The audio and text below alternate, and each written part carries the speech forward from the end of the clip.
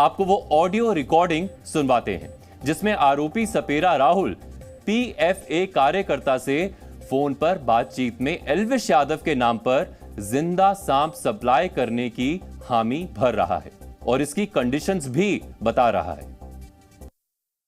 भाई साहब, ये जो सांप वगैरह बोल रहे हो ना, ये अलाउड नहीं है, गवर्नमेंट ने बैन कर रखे हैं। ठीक है, मतलब कैसे बैन? मतलब गवर्नमेंट ने सांप रखना है ना, बैन कर रखे हैं। तो भैया मैं खरीद थोड़ी ना रहा हूँ। नहीं नहीं, ये क्या है ना, हम सपेरे हैं देखो। अच्छा, तो पहले क्या था, सांप बीन का खेल दिखा लिया करते थे, उसके बाद उन्होंने बैन करा दिए। तो अब ये वाला ग्रुप बना रखा है हमने बीन पार्टी का। ज्यादा जैसे अब आपको रिक्वायरमेंट है ना, तो एक आध सांप अपने रिक्स पे ले आते हैं। अब जैसे आप 7 और 11 सांप की बोल रहे हो, तो उसमें फिर ये मतलब आपको ही परमिशन वगैरह या फिर कोई रिक्स होगा तो वो आपको हैंडल करना पड़ेगा, क्योंकि क्या है ना, बहुत से लोग कंप्लेंट कर देते हैं। भैया रिस्क क्या होगा? रिक्स ये होता है, सुनो, फॉरेस्ट डिपार्टमेंट होता है ना, जो फॉरेस्ट डिपार्टमेंट कौन सा? फॉरेस्ट डिपार्टमेंट होता है एक, जो जैसे ये भीख मांगते हैं लोग और फॉरेनर को परेशान करते हैं, तो सांप वगैरह रखते हैं ना, उनको सबको वो अरेस्ट कर लेते हैं। अच्छा अच्छा। तो उसकी वजह से ये सब हमने रखना बंद कर दिया। तब ये बीन पार्टी का ग्रुप हमने शादियों में, पार्टियों में ये मतलब ये कर रखा है।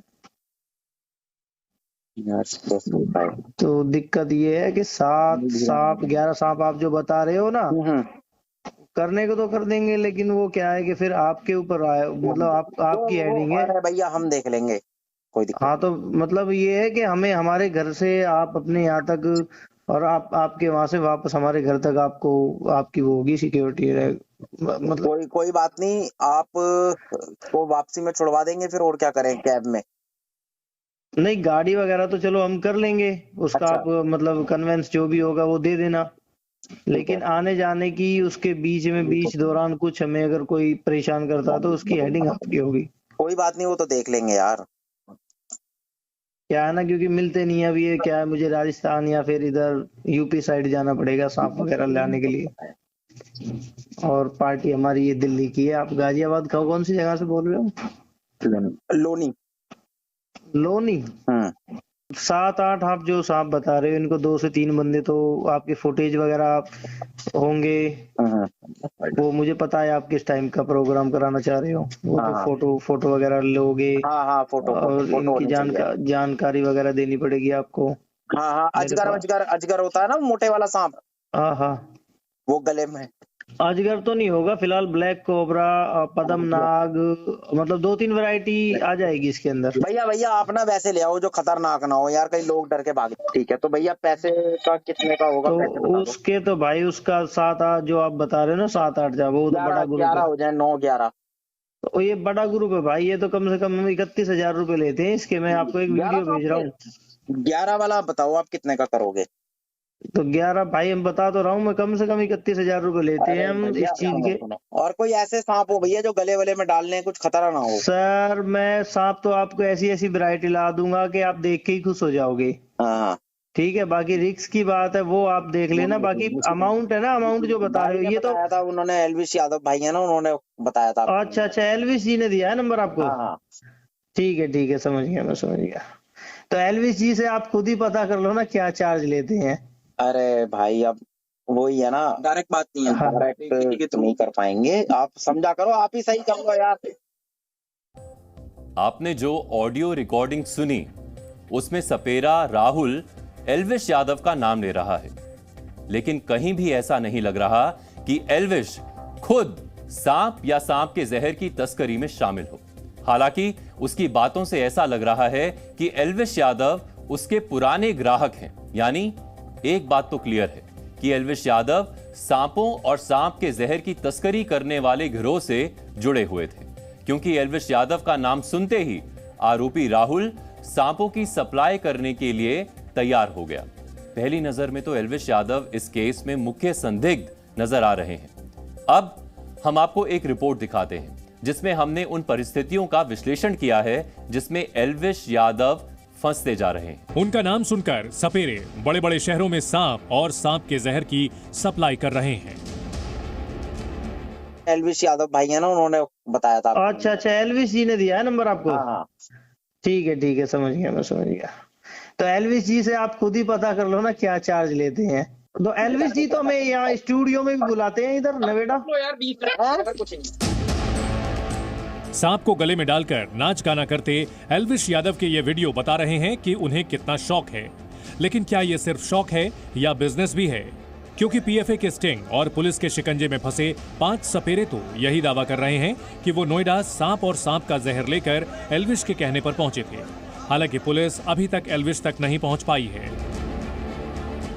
जितने भी सारे तथ्य हैं उनको सबको हम एक एक करके वेरीफाई कर रहे हैं और अभी ये पूरे तथ्यों की हम वेरीफाई नहीं कर पाए हैं, इसलिए अभी मैं कोई कंक्लूसिव स्टेटमेंट नहीं दे सकता। इसमें क्या एफआईआर बिना तथ्यों के ही दर्ज कर लिया जाता है या फिर कुछ ऐसे एविडेंस मिले जिसके आधार पर आपने एफआईआर दर्ज किया? नहीं, देखिए, सांपों की बरामदगी हुई है उनसे और वेनम भी बरामद हुआ है, तो फैक्ट्स तो हैं ही उसमें।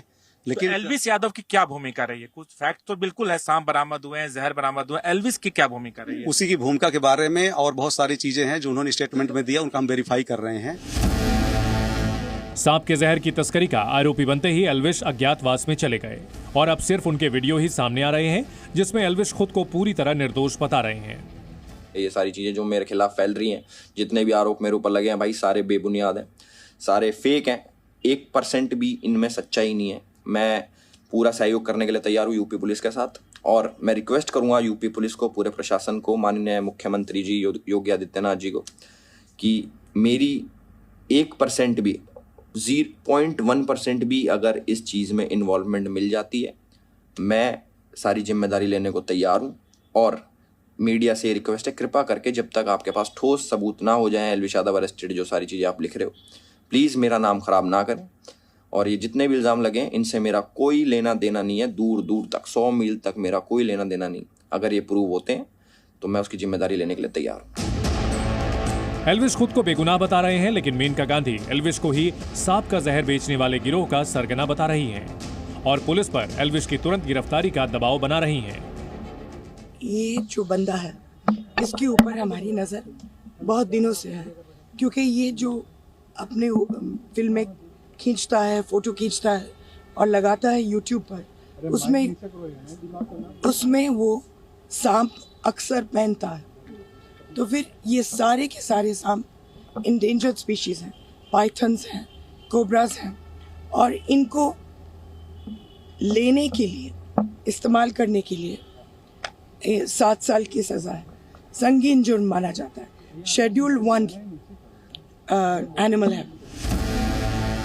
मेनका गांधी के संगठन पीएफए ने एल्विश पर जो आरोप लगाए हैं वो बेहद संगीन है।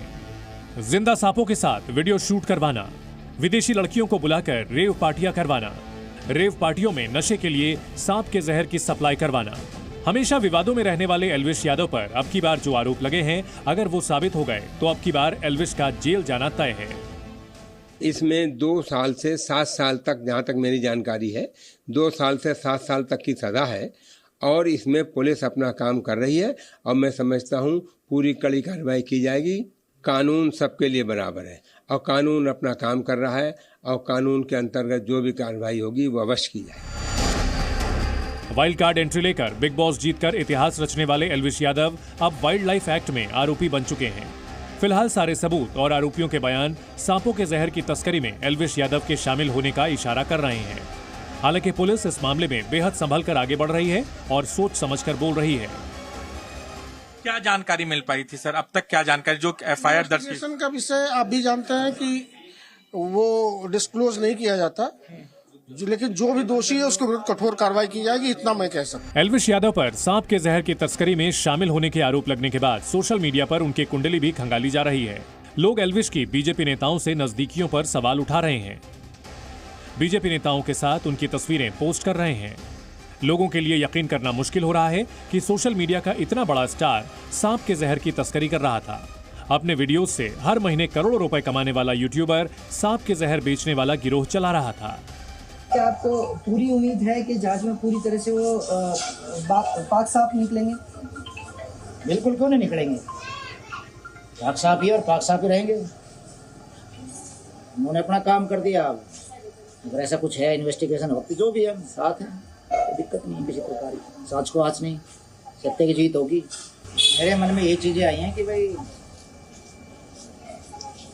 प्रसिद्धि के साथ ये चीजें भी आती है। आज पता लगा एक तरफ प्रसिद्ध हुआ, ये चीजें भी आई जब इसका कोई कोसों तक लेना देना ही नहीं है, वो अपने काम में बिजी मेहनत मजदूरी कर रहा है। पता नहीं किसको क्या तकलीफ है, तो वही बता सकता है। हमें भी पता लगे क्या तकलीफ थी उसको, किस तरह की चीजें की उन्होंने। हालांकि एल्विश पर लगे आरोप साबित होते हैं या नहीं, ये आने वाला वक्त बताएगा। फिलहाल तो एल्विश यही सोच रहे होंगे कि बदनाम हुए तो क्या हुआ, नाम तो हुआ। जी मीडिया के लिए राजू राज की रिपोर्ट।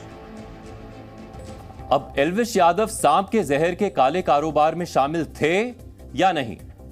अगर शामिल थे तो किस हद तक शामिल थे और कब से शामिल थे? इन सारे सवालों के जवाब या तो पुलिस दे सकती है या फिर खुद एल्विश यादव। लेकिन जिस तरह से एल्विश यादव छिप रहे हैं, उससे तो उनके ऊपर शक गहराता है। जी न्यूज़।